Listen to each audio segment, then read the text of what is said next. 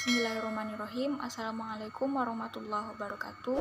Kami dari kelompok 9 yang beranggotakan saya sendiri, Dharma Rizkia MZ, Alparezi, Hilda Ismala, dan juga Azarkani akan menyampaikan materi kami yang berjudul Hasan Hanafi.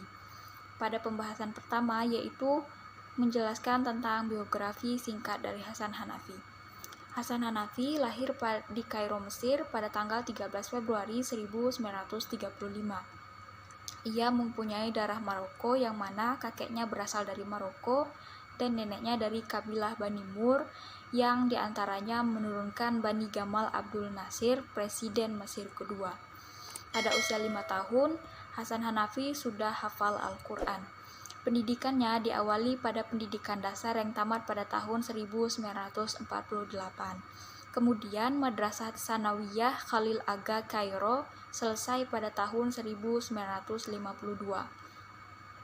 Selama di Tsanawiyah, Hanafi sudah aktif mengikuti diskusi-diskusi kelompok Ikhwanul Muslimin sehingga beliau paham tentang pemikiran-pemikiran yang dikembangkan serta aktivitas-aktivitas sosial yang dilakukan oleh organisasi tersebut.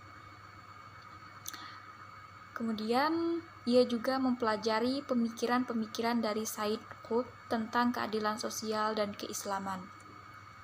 Hanafi memperoleh gelar sarjana mudanya dari Universitas Kairo, jurusan filsafat Fakultas Adab pada tahun 1956.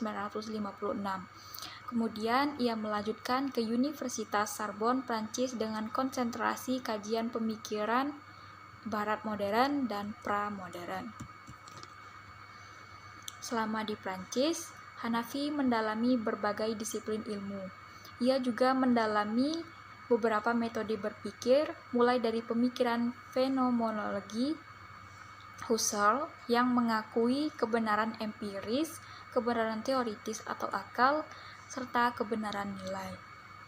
Kemudian, ia juga mendalami pemikiran pembaruan dan sejarah filsafat John Guiton sampai analisis kesadaran Paul Ricoeur, pemikiran Louis Massignon dalam bidang pembaruan. Perjalanan ilmiah Hanafi selama di Prancis berlangsung kurang lebih selama 10 tahun, yang membuatnya memiliki kesan abadi pada perkembangan intelektualnya, sehingga membuatnya berucap, "Itulah Barat yang aku pelajari, aku cintai, aku kritik, dan akhirnya aku benci." Namun, walaupun di kemudian hari ia mengkritik dan menolak Barat, akan tetapi tidak bisa dipungkiri bahwa ide-ide liberalisme Barat, demokratisasi, rasionalisme, serta pencerahannya telah merasuk dan mempengaruhi pemikiran-pemikiran Hanafi. Pada tahun 1966, ia berhasil menyelesaikan program master dan doktoralnya. Sekian penjelasan dari saya, selanjutnya akan disampaikan oleh saudara Alfarezi. Baiklah, di sini saya akan mencoba melanjutkan penyampaian dari saudari Dharma. Metode pemikiran Hasan Hanafi mengajukan konsep baru tentang konsep teologi Islam yang ilmiah dan membumi secara alternatif atas kritiknya bahwa teologi tidak ilmiah dan melangit. Tujuannya sudah tentu untuk menjadikan teologi sebagai dogma, keagamaan yang kosong tanpa makna, tetapi menjelma sebagai ilmu tentang perjuangan sosial, menjadikan keimanan berfungsi secara aktual sebagai landasan etik dan motivasi tindakan manusia. Karena itu, gagasan Hanafi berkaitan dengan teologi adalah berusaha untuk mentransformasikan teologi tradisional yang bersifat teosentris menuju antroposentris, dari Tuhan di langit kepada manusia di bumi, dari tekstual ke kontekstual, dari teori kepada tindakan, dari takdir terkunjung kepada takdir kebebasan. Pemikiran ini setidaknya didasari dua alasan. Pertama, kebutuhan adanya sebuah teologi yang jelas dan konkret di tengah pertarungan ideologi global. Baiklah, selanjutnya akan disampaikan oleh saudari Hilda Ismala. Assalamualaikum warahmatullahi wabarakatuh.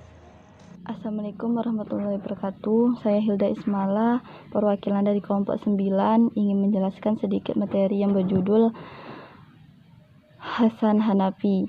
Di sini saya akan menjelaskan pada PPT bagian slide ke-5,